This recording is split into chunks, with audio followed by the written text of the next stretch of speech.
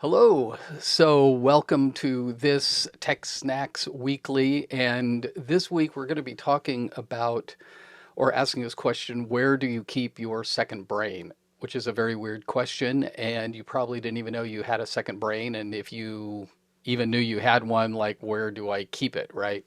And so, here's the problem that we need to sort of think about, and that is that when we are trying to recall information, a lot of time it's just not there. Let's say that you're going to be teaching a class on something, and you've taken classes on it, you've written research papers, you've read books about it, but there just is sort of this information out there that you wish that you could have recall on, or you're writing a research paper or something, and that information, it's in a book on your shelf or in a file somewhere, but you wish that you could have a way of just having it at your fingertips. And that's really what we want. We want it to be Ken Jennings, where we're standing in front of the class and we just have every little piece of information and we have access to it. And all the classes we've taken, all the books that we've read, that we have some way to do that.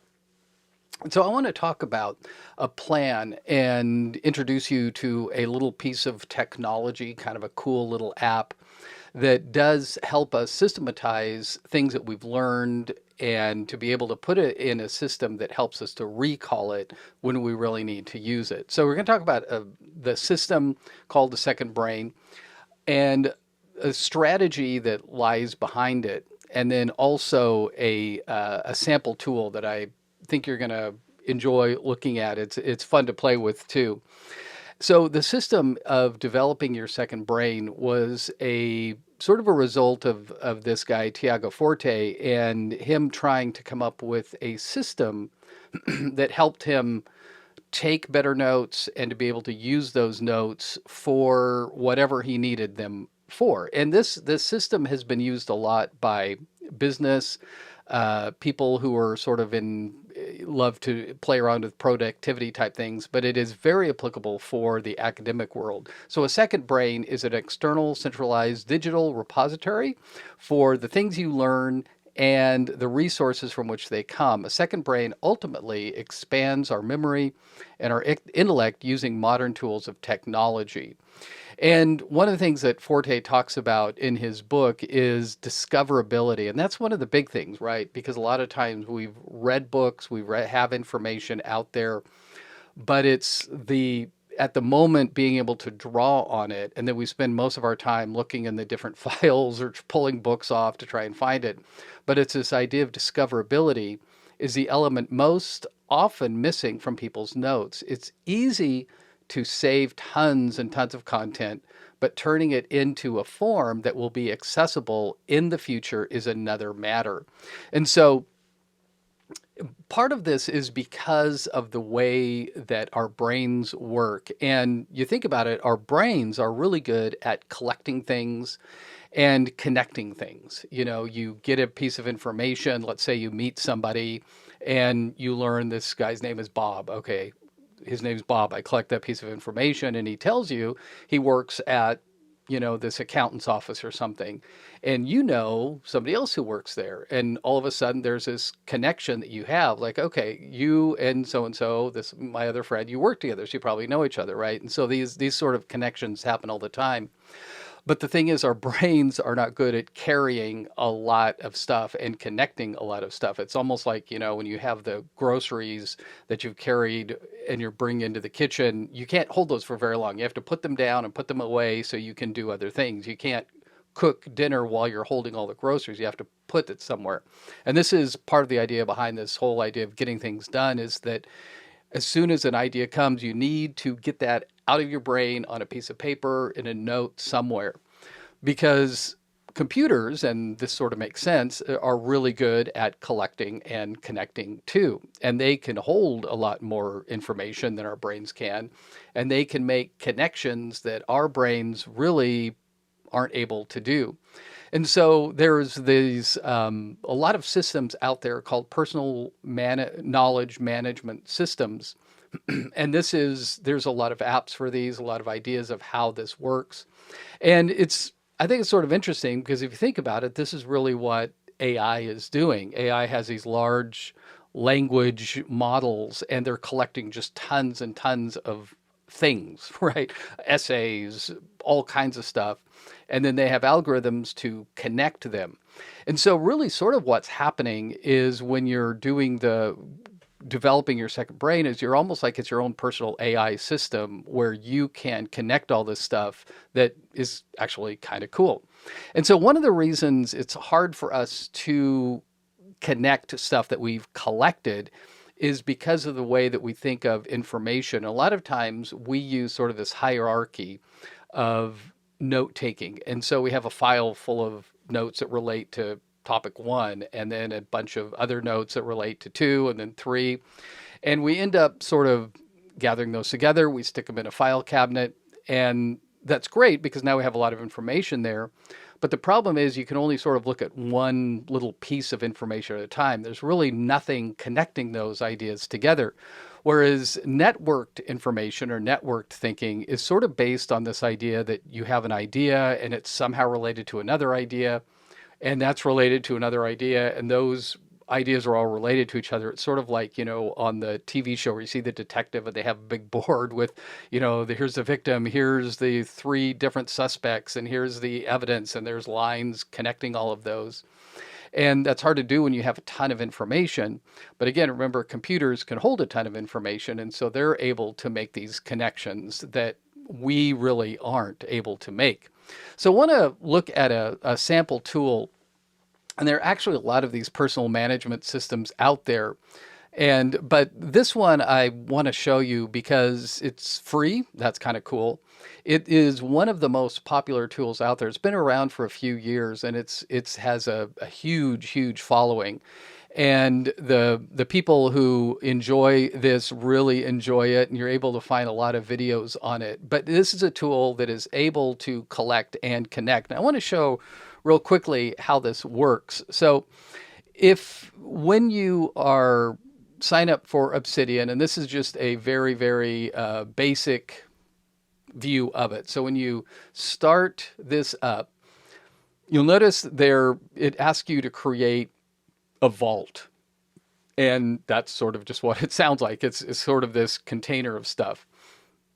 And what you can do, and the thing that we think of, like the way our brains work, is like, okay, let's start doing these different files of, I'm researching topic A and topic B, so I'm going to have a file for each of those.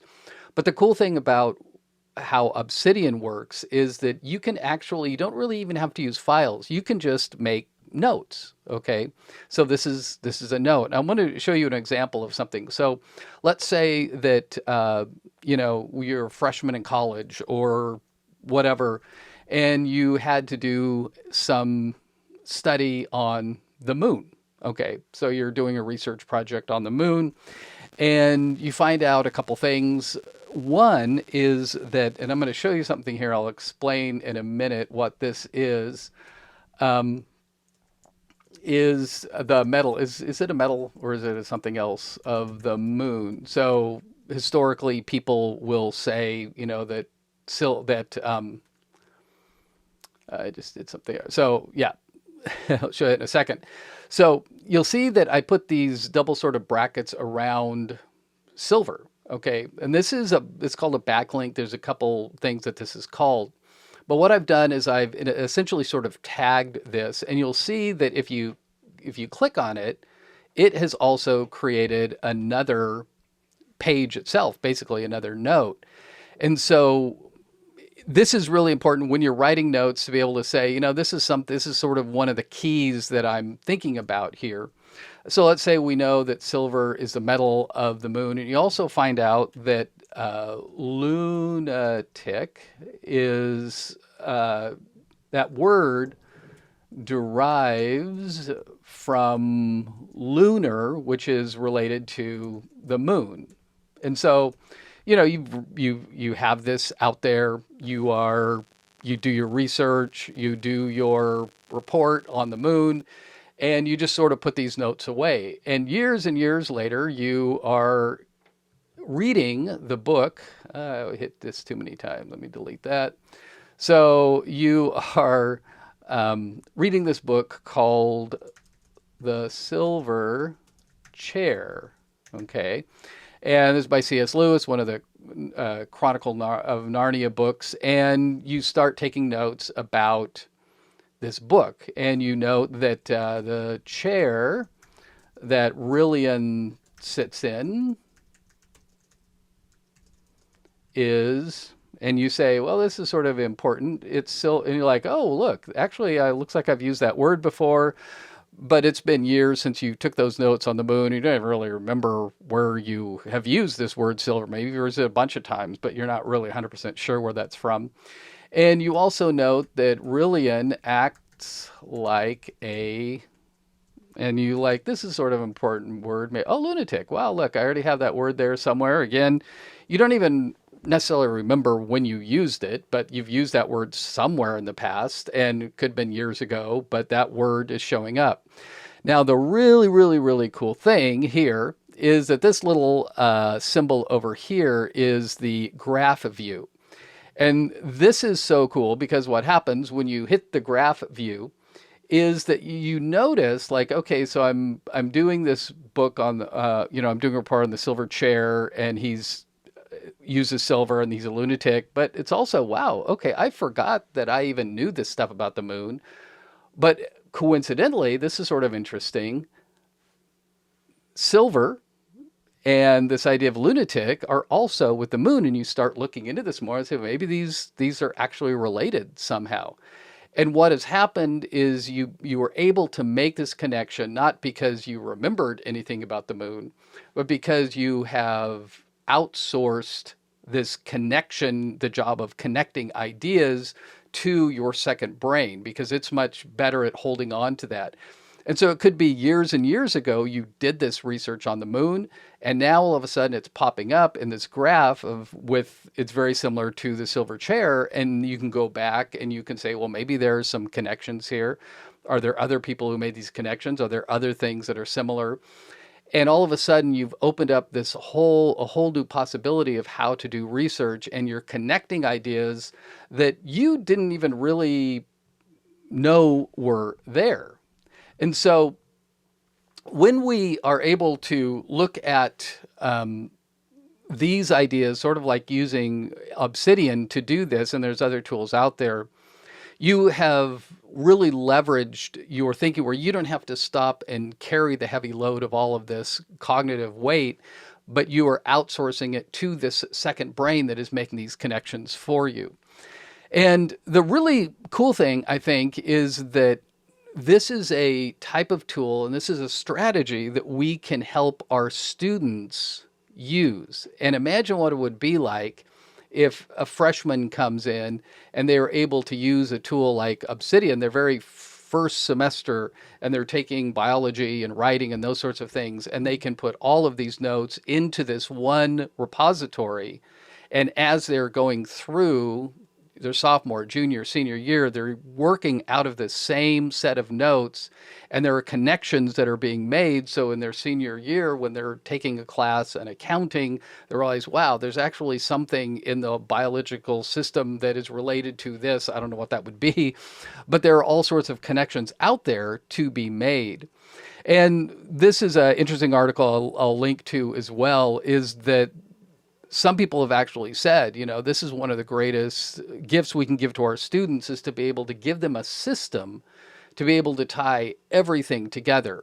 And when they go to grad school, they're able to still have everything from even their high school or especially college to use this. So here's a question. Where do you keep your second brain? And maybe you might want to keep it in Obsidian. Let's see. Thanks for watching.